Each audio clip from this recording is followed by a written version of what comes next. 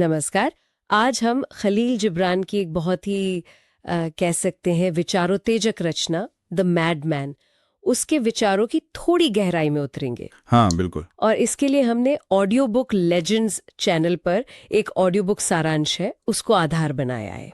हमारा मकसद ये है कि जिब्रान के जो विचार हैं, जो आम सोच को चुनौती देते हैं, हाँ उनको खंगालें। सही। जैसे कि ये पागलपन क्या है, जिसे दुनिया पागलपन कहती है, हम क्यों मुखौटे पहनते हैं, ईश्वर, दोस्ती, जिंदगी, इनका असली मतलब क्या है। कभी ये ख्याल आता है कि जिसे समाज पागल ठहराता है शायद वही सबसे ज्यादा जागा हुआ हो। हाँ, ये सवाल ही अपने आप में सोचने वाला है। तो चलिए इसी को समझने की कोशिश करते हैं।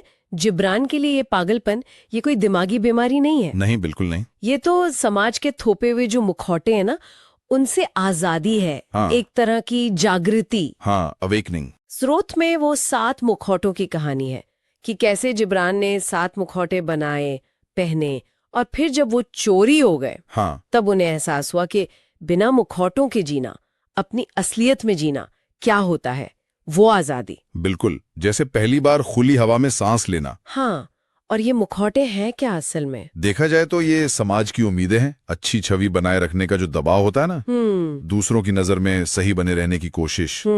हम सब कहीं ना कहीं मतलब ये बोझ महसूस करते हैं। हाँ, अपनी असली पहचान को छुपाकर जीते हैं। बिल्कुल। और जिब्रान का वो कहना कि सूरज ने पहली बार मेरे नग्न चेहरे को चूमा, हाँ, ये इसी का प्रतीक है। मतलब जब वो परतें हटती हैं तभी तो सच्चाई की रोशनी, सूरज सीधा आप पर पड़ती है, और वही पल आजादी देता है। लेकिन ये आसान रास्ता नहीं है। बिल्कुल नहीं। स्रोत में उदाहरण भी दिए हैं, जैसे कोई नौकरी छोड़कर अपने पैशन के पीछे चला जाए, हाँ या समाज के बनाए दायरों से बाहर जाकर रिश्ते निभाए, या फिर वो दौलत शोहरत की दौड़ छोड़कर सादगी चुन ले।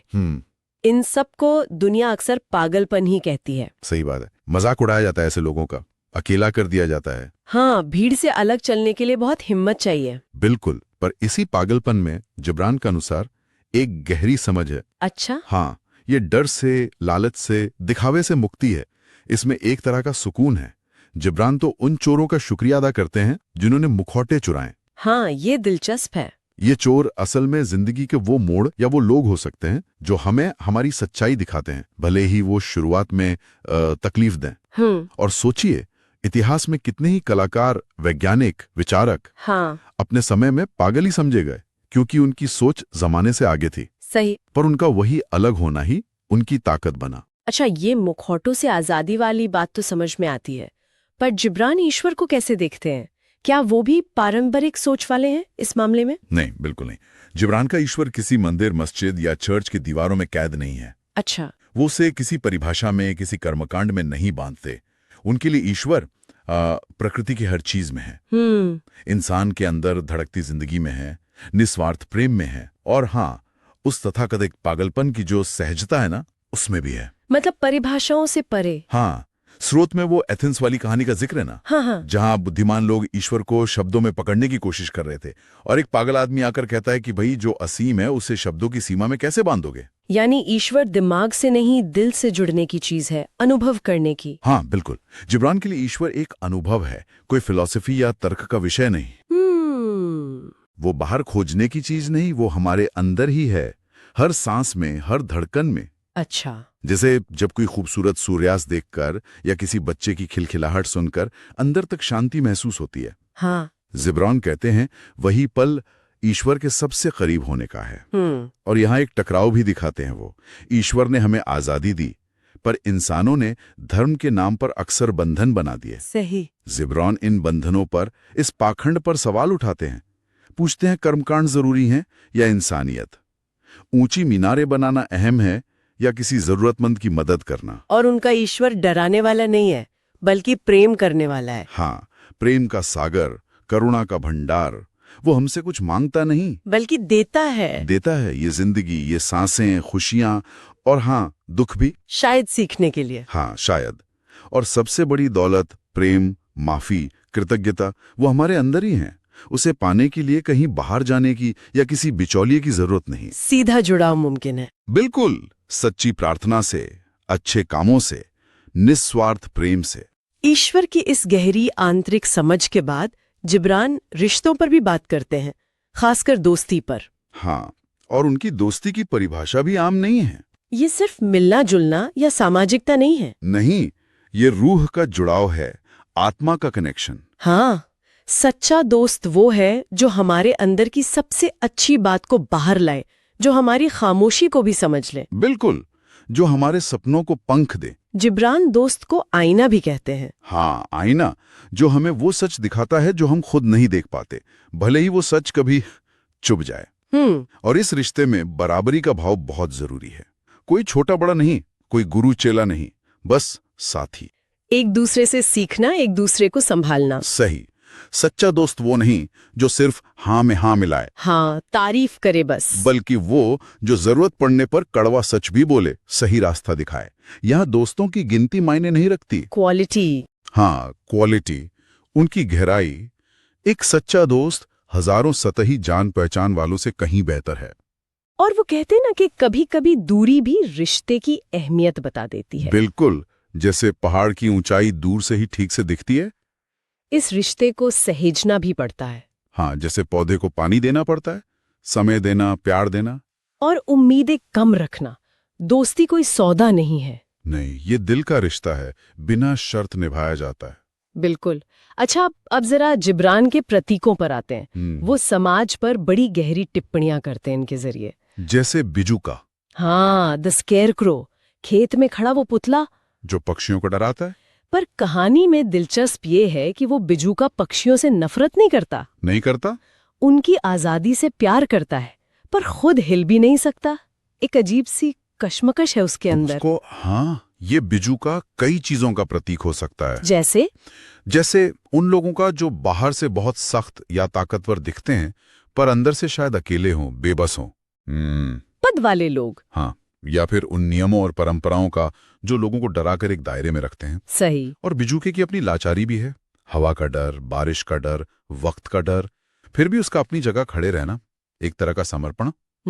और शायद सबसे बड़ी बात, बिजूके को ये पता है कि वो कुछ नहीं है, सिर्फ एक पुतला है। हाँ। आज की दुनिया में जहां हर कोई कुछ बनने की दौड़ में लगा है, ये विनम्रता, ये जानना कि मैं कुछ नहीं हूं, यही शायद असली समझदारी है। एक और बड़ा शक्तिशाली प्रतीक है उनका, नींद में चलने वाले, द स्लीप वॉकर्स। हाँ, जागते हुए भी सोए रहना। इसका क्या मतलब है? इसका मतलब है बिना सोचे समझे, बिना किसी जागरूकता के, बिना किसी गहरे मकसद के जिंदगी गुजार देना। अच्छा। एक मशीन की तरह। सुबह उठो, काम पर जाओ, घर आओ, खाना खाओ, सो जाओ, और फिर अगले दिन वही चक्कर।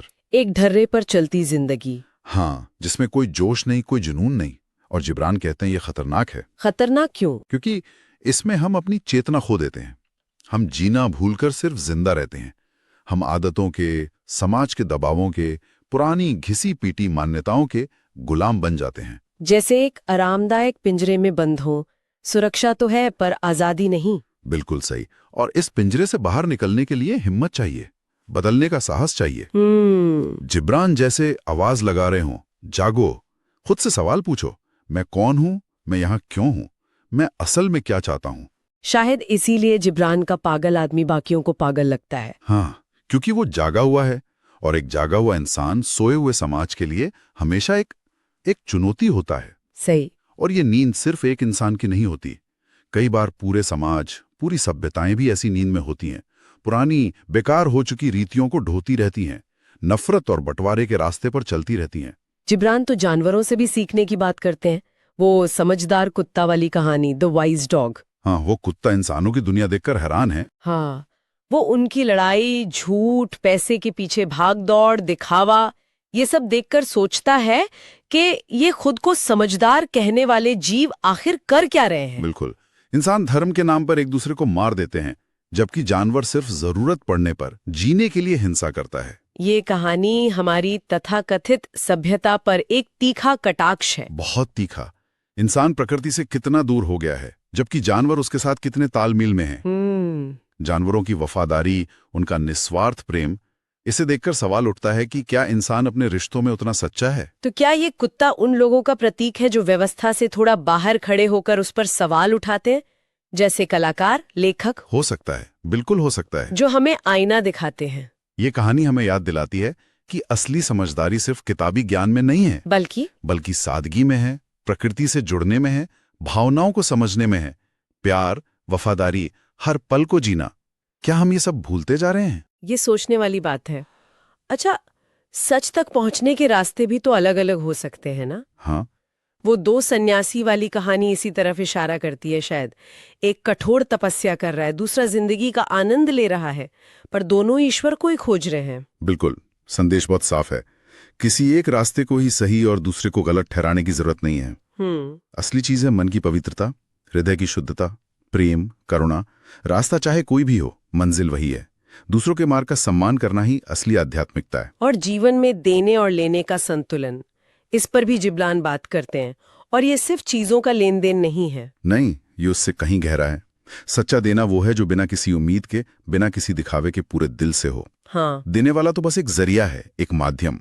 असली दाता तो शायद प्रकृति है, या ईश्वर है, या जीवन खुद है। और लेना भी एक कला है। कृतज्ञता के साथ, विनम्रता के साथ स्वीकार करना। जब हम किसी से कुछ लेते हैं तो हम उसे देने की खुशी का मौका भी देते हैं। ये एक चक्र है। ये बात सही है। और सबसे कीमती चीज जो हम दे सकते हैं वो है हमारा अपना आप, हमारा समय, हमारा ध्यान, हमारा प्रेम। बिल्कुल, हर कोई कुछ ना कुछ दे सकता है। जरूर। एक मुस्कुराहट, तसल्ली के 2 बोल, किसी का हाथ थाम लेना, किसी की बात ध्यान से सुन लेना, ये सब देना ही है। और रिश्तों में, समाज में, प्रकृति में ये देने लेने का प्रवाह बना रहना चाहिए। हाँ, ये संतुलन जरूरी है। ये ब्रह्मांड का नियम है शायद। जिब्रान इंसान के अंदर की परतों को भी खोलते हैं। 7 आत्माएं, द 7 सेल्व्स की बात करते हैं। हाँ, कि एक ही इंसान के अंदर कई तरह के व्यक्तित्व होते हैं। जैसे कोई स्वार्थी पहलू है तो कोई दयालु भी है, कोई क्रोधी है तो कोई शांत भी है, कोई ज्ञानी है, कोई भावुक है, कोई बस चुपचाप देखने वाला है। और ये सब आपस में लड़ते रहते हैं। हाँ, अक्सर, जिसे अंदर उथल पुथल मची रहती है। यहाँ जिब्रान का संदेश है आत्मस्वीकार का। अच्छा। अपने हर हिस्से को, अच्छे और बुरे दोनों को पहचानना, समझना और उनमें एक संतुलन बनाना, यही खुद को पूरी तरह जानना है। मतलब बुरे पहलू को भी स्वीकारना? हाँ, क्योंकि हर भाव का, हर पहलू का अपना एक मकसद हो सकता है। स्वार्थ शायद अपनी रक्षा के लिए जरूरी हो, गुस्सा शायद अन्याय के खिलाफ आवाज उठाने के लिए। शायद वो पागल आदमी इसलिए संतुलित है क्योंकि उसने अपनी इन सभी आत्माओं से दोस्ती कर ली है, उन्हें समझ लिया है। पूर्णता का मतलब सिर्फ अच्छा होना नहीं, बल्कि अपने पूरे वजूद को, अपनी समग्रता को स्वीकारना है। और इस पूरे सफर का आखिरी पड़ाव, मृत्यु, कब्र खोदने वाला, द ग्रेव डिगर, उसके नजरिए से देखते हैं जिब्रान से। हाँ, और उसके लिए मौत कोई अंत नहीं है। तो क्या है? वो एक रूपांतरण है, एक बदलाव, जैसे धरती माँ की गोद में वापसी। और मौत के सामने सब बराबर हैं, राजा हो या रंक। यह हमें याद दिलाता है कि जिंदगी कितनी छोटी है, कितनी अनमोल है। तो हर पल को भरपूर जीना चाहिए। बिल्कुल। तो फिर मौत से डर क्यों लगता है? शायद डर उन्हें लगता है जो जी नहीं पाते, जो जिंदगी को खुलकर नहीं जी पाते। जो लोग जिंदगी को भरपूर जीते हैं उनके लिए मौत शायद एक आराम हो, या एक नई शुरुआत का दरवाजा। जिब्रान के अनुसार असली मौत तो तब होती है जब इंसान अंदर से जीना छोड़ देता है, जब उसके सपने मर जाते हैं, जब उसके अंदर का प्यार सूख जाता है। अच्छा। तो कब्र खोदने वाले का संदेश यही है, जिंदगी को बेकार मत जाने दो। हर दिन ऐसे जियो जैसे आखिरी हो।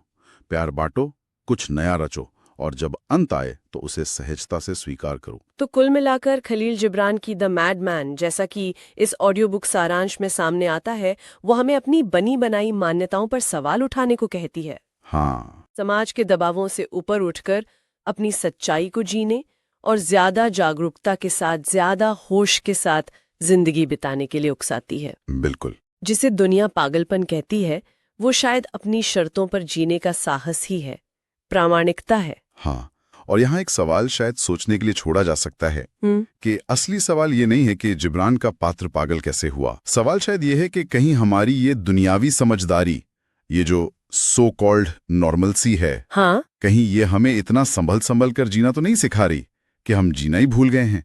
कहीं ऐसा तो नहीं कि हम इतने समझदार हो गए हैं कि जिंदगी का जो असली रस है उसे लेना ही छोड़ दिया है। ये वाकई एक गहरा सवाल है। उम्मीद है कि आज की इस बातचीत ने, जिब्रान के इन विचारों ने सोचने का एक नया नजरिया दिया होगा। खलील जिब्रान की दुनिया बहुत गहरी है और शायद ये चर्चा उसमें और उतरने की प्रेरणा दे। आज के लिए बस इतना ही।